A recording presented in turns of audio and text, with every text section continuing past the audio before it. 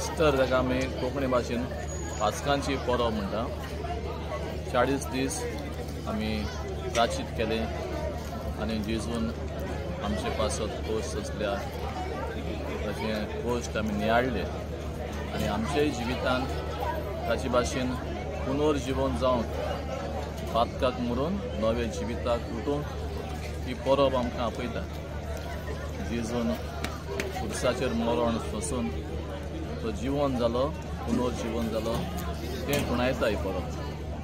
ताणें केलें तशें आमी बी करूंक आमी आमचे सैमाक मरून पातकाक मरून नवे जिविताक आमी उठोंक ही परब हे भाशेन आमकां आपयता.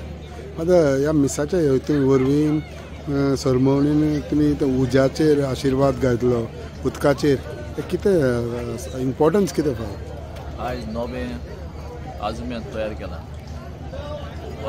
पोरणे उजार करूंक जायना, सो आमी उज्याचेर म्हणजे नवो उजो आशिर्वाद घालून हातूंतल्यान पास्कांची वात पेटयल्या. ही पास्कांची वात जावन सिंबल जेजूची आसणी that stands for the life of Jesus the risen Lord. आनी उदक जें आमी ताका साद्या उदकांनी आजमेत म्हणटा तेंवूय बी नवें तयार केलां.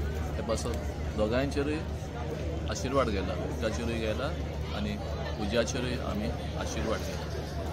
Thank you father.